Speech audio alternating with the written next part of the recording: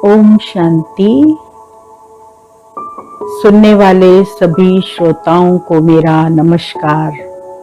ओम शांति। Good morning. दुआएं लेना ये हम आत्माओं का कर्तव्य है और दुआएं सबसे बड़ा खजाना माना जाता है, क्योंकि दुआएं लेना भी चाहिए और सर्व को देनी भी चाहिए।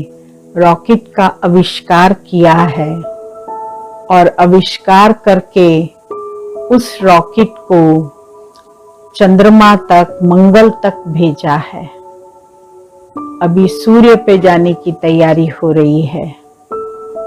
तो दुआएं भी इतना फास्ट रॉकेट हैं जो तुरंत हमारी कमियों को समाप्त कर हमारे भाग्य की लकीर को खींच देती है, बढ़ा देती है, हमारे अंदर खुशी पैदा कर देती है, शांति पैदा कर देती है और प्रेम पैदा हो जाता है।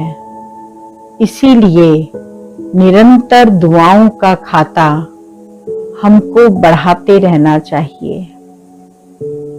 कोई मनुष्य आत्मा कितना भी गुस्सा करके हमारे पास आए, कितना भी अशांति से बात करे, कितना दुखी होके बात करे, कितने अपशब्द बोले, लेकिन हमारे चेहरे पर सदा मुस्कुराहट रहनी चाहिए। हम उसे दुआएं देते जाएं, हम उसका प्रतिकार न करें, हम उसे निग्लेक्ट न करें, बल्कि उसका सुने, क्योंकि जो क्रोध के वशीभूत होकर आत्मा हमको बद्दुआएं दे रही है, वो तो हमसे चाहती है कि हम उसे दुआएं दें। क्यों चाहती है? क्योंकि वो कहती है कि मैं अपने संस्कारों के परवश हूं और परवश होने के नाते मैं तो आपको बद्दुआएं दे रही हूं, लेकिन आप मुझे सुधारो, आप मुझे ठीक करो। वो तब कर सकते हो जब आप मुझे दुआएं दो, और दुआएं देने के लिए आपको मेरी सब बातों को समाना पड़ेगा। हम जब दुआएं देते हैं तो दुआओं में भी दो बातें शामिल होती हैं। एक है शिक्षा और दूसरी है क्षमा। शिक्षा देने का हम सबको अभ्यास है। हम शिक्षक बन जाते हैं, हर एक की गलती को सुधारने की कोशिश करते हैं।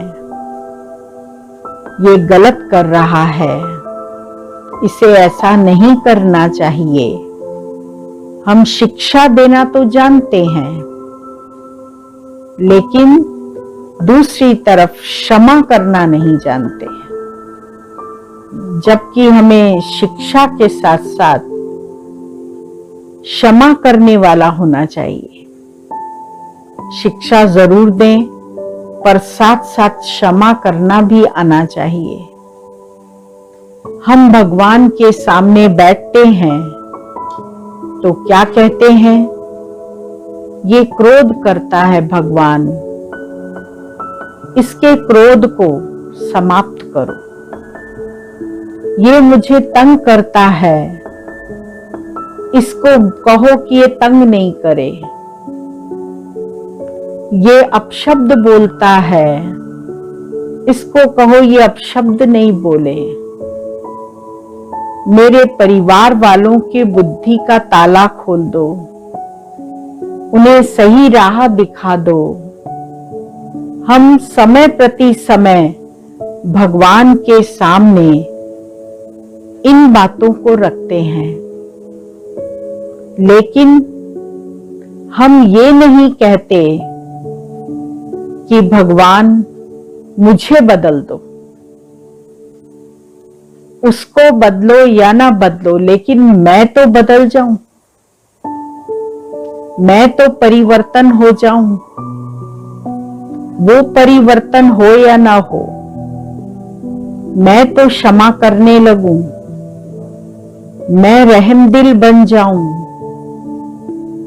मैं सबकी बातों को अंदर समा लूं, सहन कर लूं।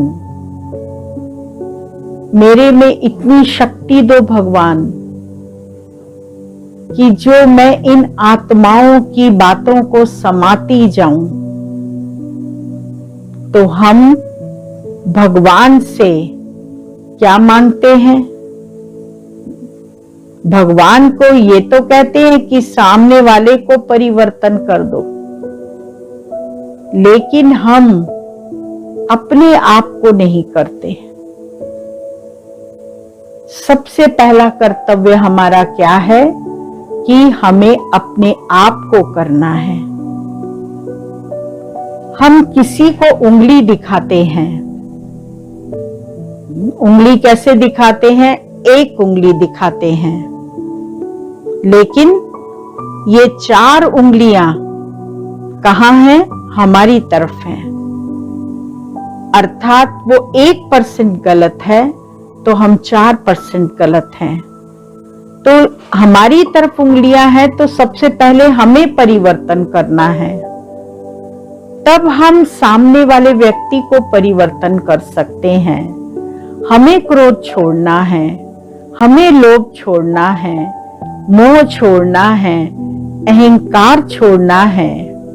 जब हम अपने 5 विकारों का त्याग करेंगे, तब सामने वाला भी उस चीज का त्याग करेगा। व्यक्ति सिगरेट पीता है तो सिगरेट को अच्छा बताता है, और जो नहीं पीने वाले होते हैं उनको प्रोत्साहित करता है कि तुम भी पियो। जो नहीं पीता है वो पीने वालों को कहता है कि ये नुकसानकारक है, इससे कैंसर होता है, इससे मुंह खराब होता है, बांस आती है, आप इसे छोड़ दो पीना, इससे कोई फायदा नहीं है। अर्थात ना पीने वाला मना करता है और हाँ करने वाला, पीने वाला हाँ करता है। तो दोनों में कितना अंतर है। इसी तरह से हमारी जो स्थिति है वो कैसी है कि हम स्वयं खुद को माफ नहीं करते, तो हम दूसरों को माफ क्या करेंगे। हम दया के पात्र नहीं बनते। हमें काम है हमारा दूसरों पर दया करना, दूसरों को शांति प्रदान करना, दूसरों को सुख देना, दूसरों को राह दिखाना। जब हमारी स्थिति ऐसी हो जाएगी तो हमारा दुआओं का भंडार भरपूर हो जाएगा, और वो खजाना अगर भरपूर है तो वो ऐसा खजाना है जो कभी खत्म होने वाला नहीं। धन संपत्ति रूपी खजाना तो खत्म हो जाता है। व्यक्ति कभी लखपति होता है तो लखपति से कंगालपति बन जाता है, लेकिन ये खजाना जो हमें लखपति बनाता है, ये बड़े ते बड़ा खजाना है, और इस बड़े ते बड़े खजाने में ही हमें सर्व प्राप्तियां होती हैं। इसीलिए जितना हो सके हम अपने दुआओं के खजाने को निरंतर बढ़ाते जाएं। इनके बढ़ाने से हमें दुनिया के अंदर सुख, शांति और पवित्रता की प्राप्ति सहज ही हो जाएगी। ओम शांति।